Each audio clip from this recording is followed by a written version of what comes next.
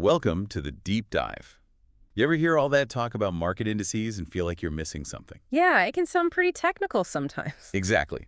So today we're going to try and demystify it a bit. We've got some texts here about market indices. Right. And our mission basically is to pull out the really key stuff, what they are, why you should maybe care, and how to get your head around them without, needing a finance degree. Think of it as the quick guide, what you actually need to know. Perfect. Yeah. Okay, let's start with the big one. The S&P 500, we hear it all the time.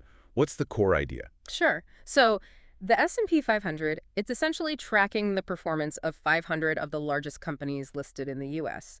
Think big names. Really big ones. Yeah, the titans of industry, you could say.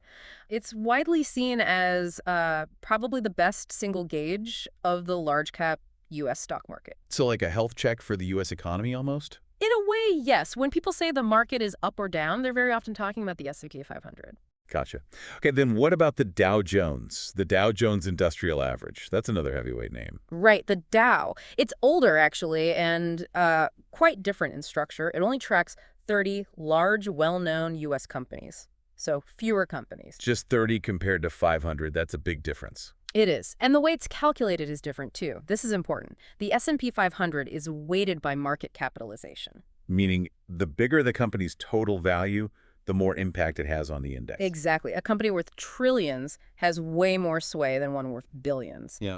The Dow, though, it's price-weighted. Price-weighted. How does that work? It means companies with a higher price per share have a bigger influence on the index's movement, regardless of the company's overall size. Huh.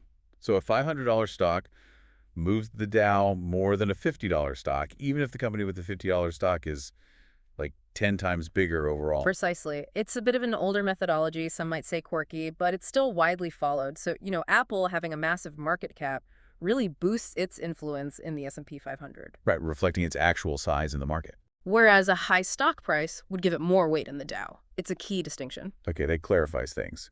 So these indices, these numbers we see flashing on the news, how much do they actually sway how investors, feel, the sentiment? Oh, they definitely influence investor sentiment a Yeah. lot. When you see the S&P 500 climbing steadily, it tends to make people feel more optimistic, maybe more willing to invest. And the opposite if it's falling. Absolutely. A falling index can create anxiety, maybe prompt some selling. There's a definite psychological impact. It sort of sets the mood. Makes sense. Now, obviously, the U.S. isn't the only place with a stock market. What about international indices? Quickly. Yeah, definitely important. Just like the S&P 500 for the U.S., other countries or regions have their own major indices. Yeah. Think the FTSE 100 in the U.K. or the Nikkei in Japan, the DAX in Germany. So benchmarks for those specific markets. Exactly. Crucial if you're investing globally or just want to understand, worldwide economic trends. Right. So how can regular people like our listeners actually use this? Can you just buy the S&P 500? Well, you can't buy the index itself. It's just a number, a list.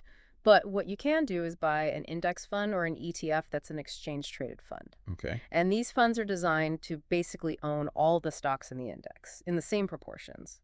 So buying an S&P 500 ETF means your investment aims to mirror the performance of the S&P 500. So it's a way to easily invest in that broad slice of the market. Get diversification. Precisely. It's a very popular strategy for passive investing. Relatively low cost, too, usually. Sounds pretty appealing. Are there any downsides or risks to just following the main indices like that? Well, yeah, a couple of things. Remember, an index is an average. Not every stock in the index does well, even if the index itself is up. Good point. And if you only invest based on one big index, you might miss out on growth in other areas, like smaller companies or specific sectors that aren't heavily represented. Plus, the index itself might be skewed towards certain giant companies sometimes. So don't put all your eggs in one index basket, basically. Something like that. Diversification is usually key. Also, indices aren't static, they get rebalanced. Rebalanced. What does that involve? Periodically, say quarterly or annually, the people who manage the index review the companies in it. Okay. They might add new companies that have grown large enough or remove ones that have shrunk or been acquired. They also adjust the weightings to make sure it still accurately reflects the market segment it's supposed to track. So it's constantly being tweaked to stay relevant. That's the idea. It keeps the index a useful benchmark over time. Our source material also kind of hinted at lesser-known indices, beyond the big 2 or 3. Oh, yeah, there are tons of them. Indices for small cap stocks, mid cap stocks, specific sectors like tech or healthcare, indices for bonds, for international markets, even ethical investing indices. So lots of ways to slice and dice the market. Definitely. These niche indices can give you a much more detailed view of specific market segments. Interesting. Okay, let's try and wrap this up. Key takeaways seem to be market indices like the S&P 500 and the Dow are snapshots of market performance. Right, important benchmarks. The S&P 500 is broader, market cap weighted, often seen as the main U.S. indicator. The Dow is different, price weighted, fewer companies. Understanding that weighting difference is crucial. And we can track these through things like index funds or EPFs. But it's maybe wise not to rely only on one index. Exactly. They're a reference point, a very useful one, but not the whole story. So here's a final thought to leave you with. Maybe it's worth looking beyond just the S&P or the Dow sometime. Could exploring some of those more specialized indices uncover interesting trends or investment ideas the big headlines miss? Could be. There's a whole world of data out there. Something to consider. Thanks for joining us for this deep dive.